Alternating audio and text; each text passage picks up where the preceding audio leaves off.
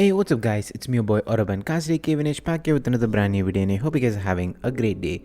So we are here for the Austin Grand Prix race review, so without any further ado, let's get right into the video guys. Well, what do I say about the race? Well, it was rather a boring one. Though Max started P6, he was able to work his way through the field to clinch the race win. Lewis Hamilton put on an offset strategy, managed to get past Lando and finish P2 with almost mounting a fight for the race win, with Max nursing the car to the finish line due to a brake related issue.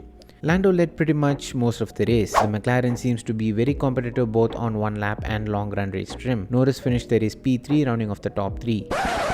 So the latest news after I just recorded and edited the review for the race is both Lewis Hamilton and Charles Leclerc has been disqualified from the race due to a technical infringement after both their cars' underfloor plank were not meeting the regulations. So the new top 10 finishing order would be Norris in P2, Sainz in P3, Perez in P4, Russell in P5, Gasly in P6, Stroll in P7, Tsunoda in P8, Albon in P9 and Logan Sargent in P10. Yes guys, Logan scores points in his home race. Surely now he has to take motivation from the race into the next 4 races of the season. Wow, I mean 4 cars have been inspected and 2 out of the 4 has been found illegal. So the real gainer of this whole disqualification situation would have to be Checo, as now he extends his advantage over Hamilton in the championship. Alonso retired during the final stages of the race due to underfloor damage. Piastri retired from the race due to a radiator leak involving lap 1 contact with Esteban. Ocon also retired from the race due to a side pod damage due to the same lap 1 contact with Piastri. With this being the race finishing order, I'd like to talk my views on certain moments of the race. Strategy sacrifice. 2 drivers who I think royally got screwed over by strategy would be Leclerc and Daniel. I think both the drivers had the pace. If they had been given the ideal strategy with the right tire at the right time, they would have finished higher up than where they did. Particularly Ferrari not making any progress with Sainz after getting past Leclerc at the final stages of the race. The team should have used Carlos to defend against Perez to protect Leclerc. I think Ferrari did a huge strategical fumble there. Aston Martin's waste of time. With the miserable results from the new upgrades, the team decided to run the old spec car that they ran in Qatar with Fernando and the new upgraded car with Stroll to compare the pace difference to spot the issue with the new upgrades. So both the Aston Martin drivers started the race from the pit lane. The funniest part was to see the older spec car being competitive and faster than the newly upgraded car. If not for the underfloor damage, Fernando would have finished the race in P9 with Stroll in P10 with the newly upgraded car. So it is sure that the team has gone backwards with this new upgrade overhaul, making all the time, money and effort put into these upgrades look like a waste of time.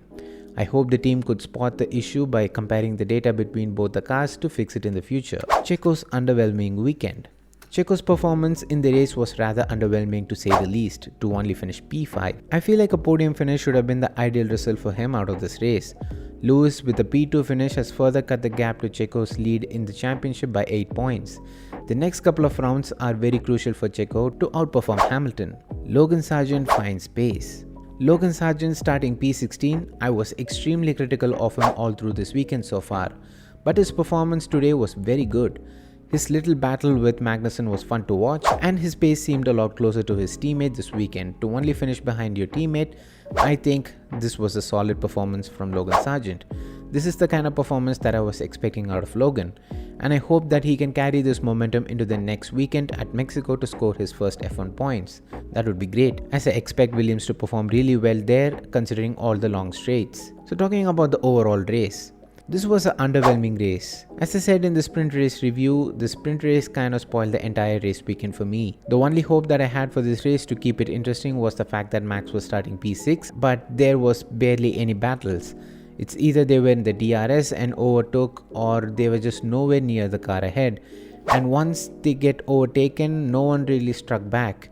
They just sat in the DRS to keep themselves clear of the next car from behind. I had a couple of expectations from this race, and with having 2 pit stops with 3 different teams running for the race win, it's sad to say that it was still not that exciting. The only bit that perked up my interest was the last 2 laps when Max was basically limping the car to the checkered flag due to the brake issues, and Lewis was rapidly closing in on him. I think on the last lap Lewis was just about a second and a half off of Max.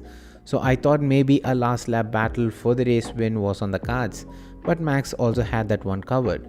So I will give this Austin Grand Prix weekend on the whole a 4 out of 10. We've definitely had much better races this season so far, but sad to say that this is just not one of them. I love COTA. Considering we have 3 Grand Prix in America now, the Austin Grand Prix is still the best and my favorite one of the 3.